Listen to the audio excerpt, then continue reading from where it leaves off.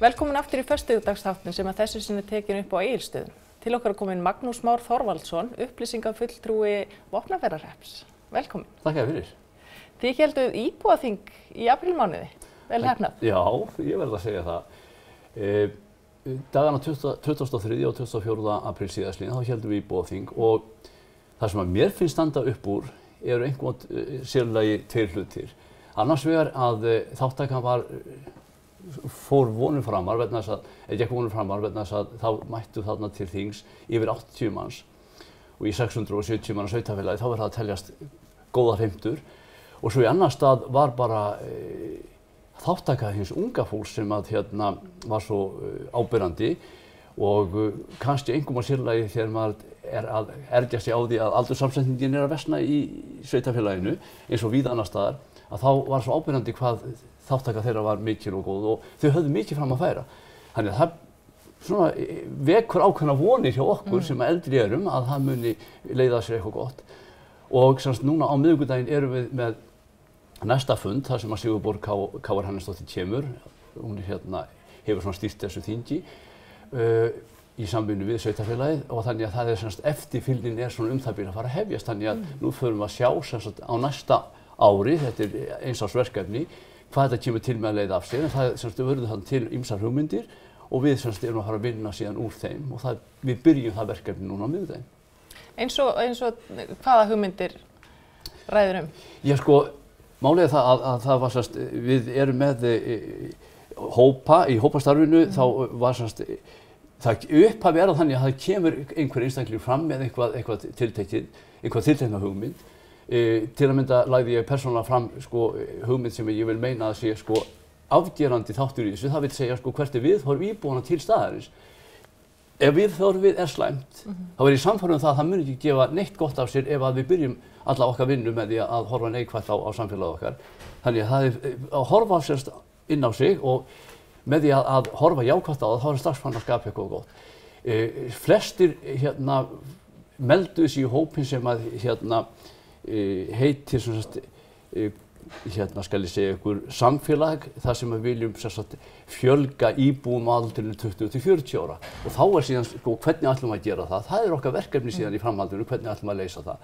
Og það má í þessu sambandi benda á að það er uppbygging framundan hjá Granda sem er gríðarlega stórt fyrirtæki og er leiðandi í atvinnulífinu á Vopnafirði.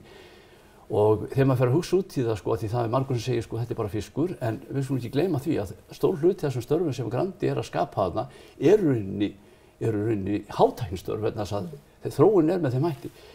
Bolfiskvinnsla hefst núna í haust sem þýðir að það er enn verið að styrkja þessa innviði sem fyrirtæki er að skapa þarna.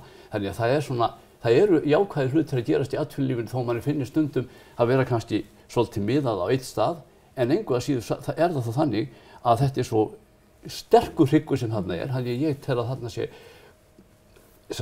góðir möguleikar að byggja á þessu einmitt. Þannig að svo í svarið því hvað það voru margir hópar sem komu þarna saman, en nú byggist það á því hvað við viljum íbúarnir ætlum að gera, því það er það sem að skapa grundvöllin fyrir því sem að geta þá gerst í framhaldinu. Þú ert ekki bara upplýsingafulltrúi Hreppsins, þú ert líka formaður ungmennafélagsins Einherja. Þetta er stórt sumar hjá okkur.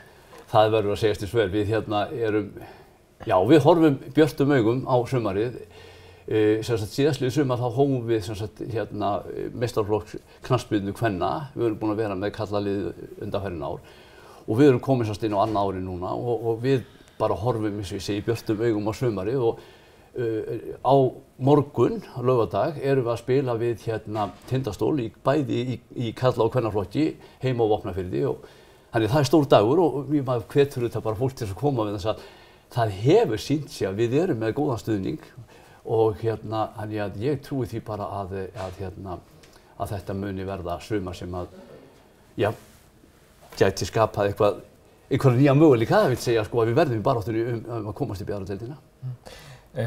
Svo er bæjarhátíðin ykkar, hún er núna í lok mánaðarins, það ekki?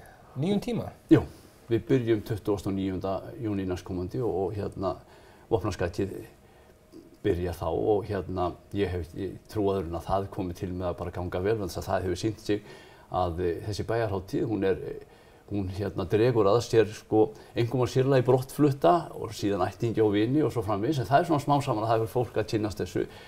Þannig ég hef trú á því að það verði bara mjög gaman. Við erum með ýmislegt á boðstólnum, þar meðal hægæringakvöld og tónleika með Tótmóbíl og dansleik með Sniglabandinu, það sem að búið endurvekja Hórsballið, þetta fræga, sem ég hafði ekki upplifað þau 14 ár sem ég var búinn að búa á Vopnafirði fyrir í fyrra og það var ekki íslega gaman, þannig ég hef trú á því að það verði bara gríðarlegt stuð.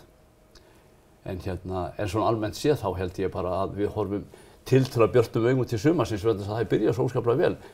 Þannig að þegar upp eru staðið þá held ég að við komum bara til með að vera afskaplega glaðir Vopnfirðingar þegar að haustið kemur. Frábært að heyra. Takk kærlega fyrir komuna. Takk fyrir, sömuleiðis.